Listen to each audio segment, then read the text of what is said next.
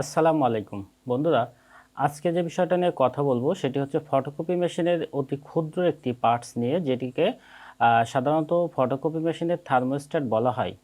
তো এই থার্মোস্ট্যাট আসলে কি কাজ করে থাকে? আমরা যারা ফটোকপি মেশিন পরিচালনা করি, আমাদের মেশিনের আসলে অনেক ক্ষুদ্র ক্ষুদ্র এতগুলো পার্টস আছে যেগুলো আমরা আসলে কখনো দেখিনি। তো যখন আমরা একটা মেশিন পরিচালনা করি, আমাদের মেশিনের বিভিন্ন প্রকার সমস্যা বিভিন্ন সময় হতে থাকে।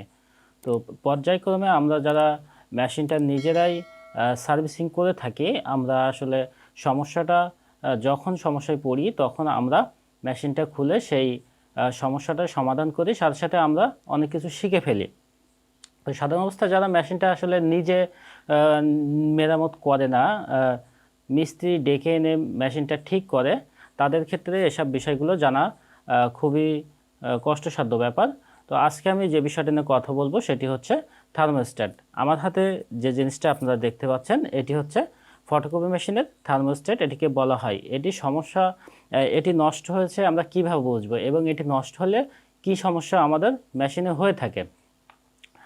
আমরা যখন মেশিন চালাই, তো আমরা অনেকে লক্ষ্য করেছি আমাদের মেশিনের বিভিন্ন সময় বিভিন্ন প্রকার রেড সিগন্যাল চলে আসে। তো এই রেড সিগন্যালটা আমাদের ফটোকপি মেশিনে বিভিন্ন কারণে আসতে পারে। যেমন আমাদের ফটোকপি মেশিনে যদি কালি ফুরিয়ে যায়, তাহলে টুইনার এমটি এরকম একটি সিগন্যাল দিয়ে রেড সিগন্যাল আসতে পারে। এছাড়া আমাদের মেশিনের বিভিন্ন কারণে রেড সিগন্যাল চলে আসে। তো এক একটা রেড সিগন্যালের জন্য আমরা এক একটা কোড ডায়াল করে এই সমস্যাটি সমাধান করে থাকি। সাধারণ অবস্থায় আমাদের ফটোকপি মেশিনগুলোতে তোশিবা 2523 এডি, তোশিবা 2523 এম, তোশিবা 2523, তোশিবা 2303 এই মডেলের যে মেশিনগুলো থাকে, এই মেশিনগুলোতে যে সমস্যাগুলো হয়, যখন C413 আসে, C452, C449 এরকম বিভিন্ন প্রকার কোড আসে, আমরা সাধারণত 2002 চেপে কোড ডায়ালের মাধ্যমে এটিকে সমস্যার সমাধান করে ফেলি। তো আসলে কোড চেপে সমস্যাটির সমাধান সাময়িকভাবে হয়। তো যদি আমাদের থার্মোস্ট্যাটটি নষ্ট হয়, তো সেক্ষেত্রে আমাদের এই কোড চেপে ডায়াল করার পরেও সমস্যাটি থেকে যায়। তো এটি কোথায় থাকে, থার্মোস্ট্যাটটি কোথায় থাকে?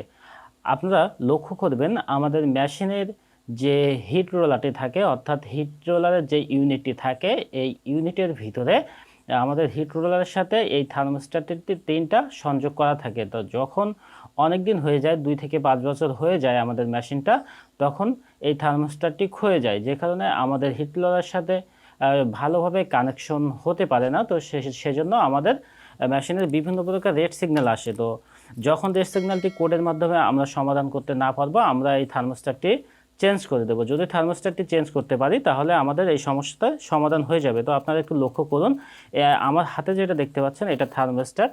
এটা আসলে আমাদের যে হিট রোলার আছে, হিট রোলারের সাথে কানেক্ট করা থাকে।